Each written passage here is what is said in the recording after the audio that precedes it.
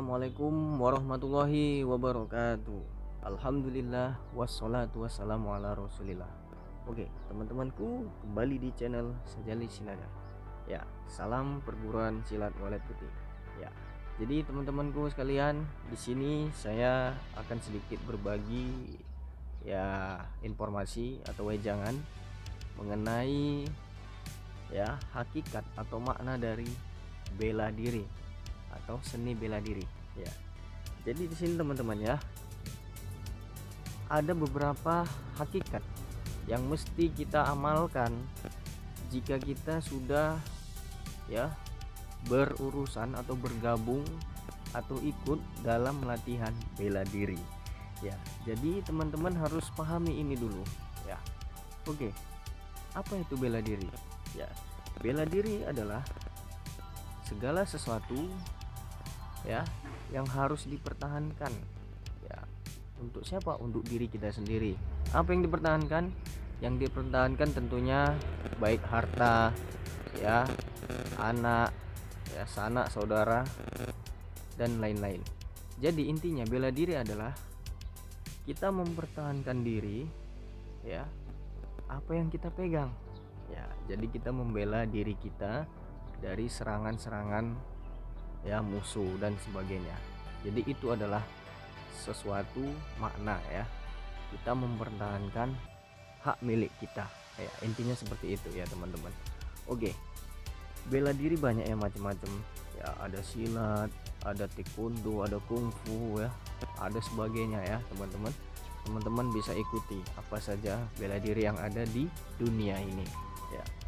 Jadi teman-temanku sekalian, jika kita sudah masuk suatu perguruan bela diri manapun, teman-teman harus bisa menjaga ini. Apa yang pertama? Sikap kedewasaan. Jadi teman-teman, bela diri itu adalah yang pertama menumbuh kembangkan atau menumbuhkan diri kita menjadi orang yang lebih dewasa. Dewasa dalam arti apa? Dewasa banyak secara umum. Dewasa pikirannya, tingkah lakunya, otomatis Oke. Jadi jika seseorang yang belum dewasa ketika ikut bela diri, maka dia belum mencapai kepada hakikat.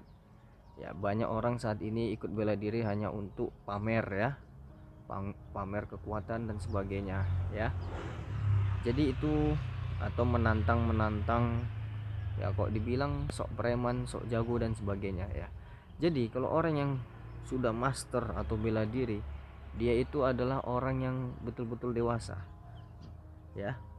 Dalam pikirannya dia tuh ingin membentuk dirinya, membimbing dirinya menuju ke tempat yang lebih baik lagi. Artinya dia ingin akan haus ilmu. Ilmu-ilmu perdamaian dan sebagainya. Jadi seseorang yang sudah ikut bela diri, dia akan sangat cinta namanya perdamaian, suka namanya silaturahmi, kan.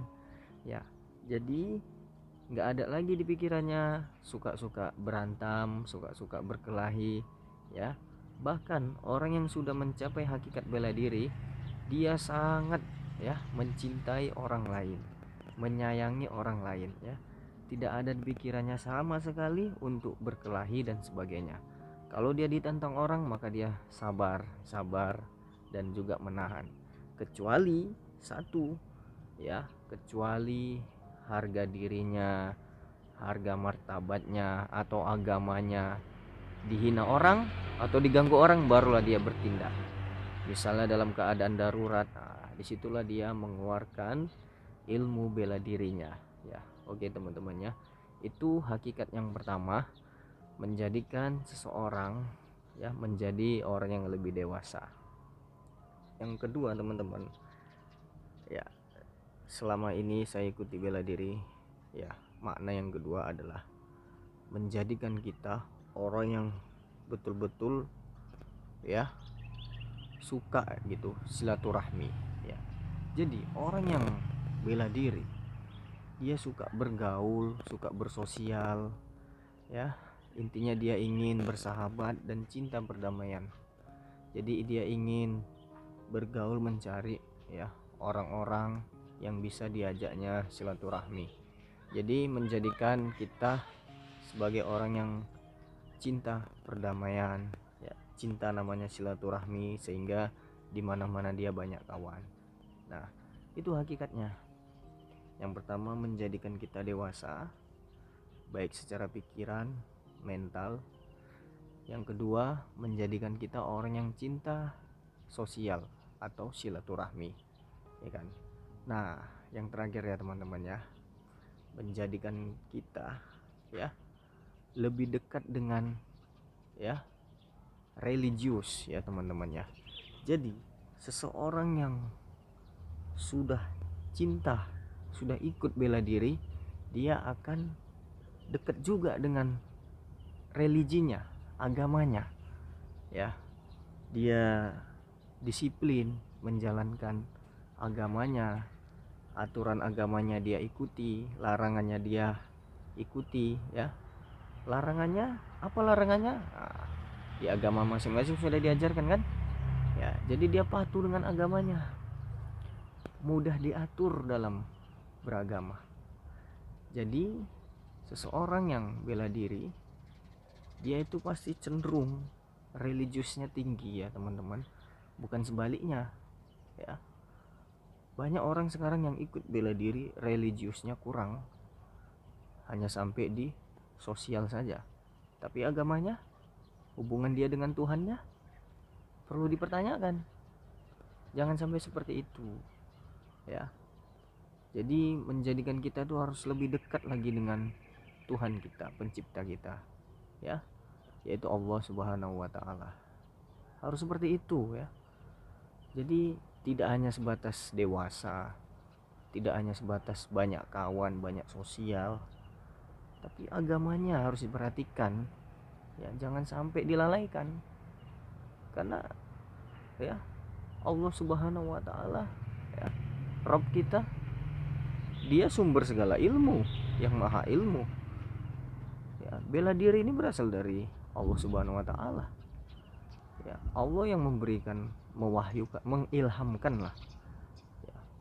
Allah sumber segala ilmu ya. Disampaikan ilmu ini kepada orang-orang yang Allah percaya, diamanahkan ilmu bela diri macam-macam ya, kemudian ditularkanlah kepada orang-orang ya, seperti itu. Intinya bela diri itu ya, saya gambarkan seperti agama ya. Masing-masing bela diri punya yang membawakannya.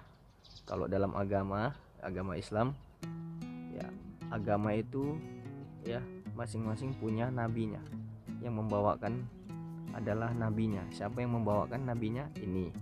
Agama Islam nabinya ini, agama Nasrani nabinya ini. Seperti itu. Bela diri seperti itu. Masing-masing mempunyai ya yang membawakannya. Master bela dirinya yang pertama kali yang mendirikan perguruan ini dia orangnya. Masing-masing punya namanya tuan guru atau maha guru ya. Jadi seperti itulah bela diri ya teman-teman ya. Bela diri itu ilmu, jadi tidak bisa dipisahkan dengan agama. Bela diri itu bagaikan agama teman-teman ya. Jadi orang yang belajar bela diri harus betul-betul memiliki sosial tinggi, agamanya kuat, kemudian sikap dewasanya pun harus betul-betul ya, bisa mengontrol emosinya, tidak sembarangan emosi ya.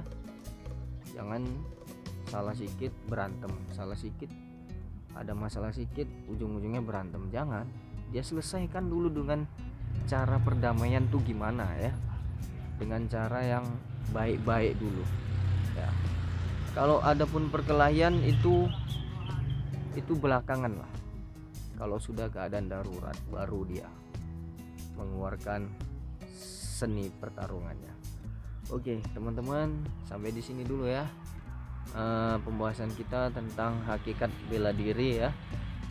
Di sini saya mohon maaf kalau ada kata-kata yang tidak layak ya, yang salah-salah atau sebagainya ya, karena yang salah datangnya dari diri saya dan juga dari syaitan, yang benar itu datangnya dari Allah Subhanahu wa Ta'ala. Oke teman-teman, teman-teman, nantikan video saya berikutnya.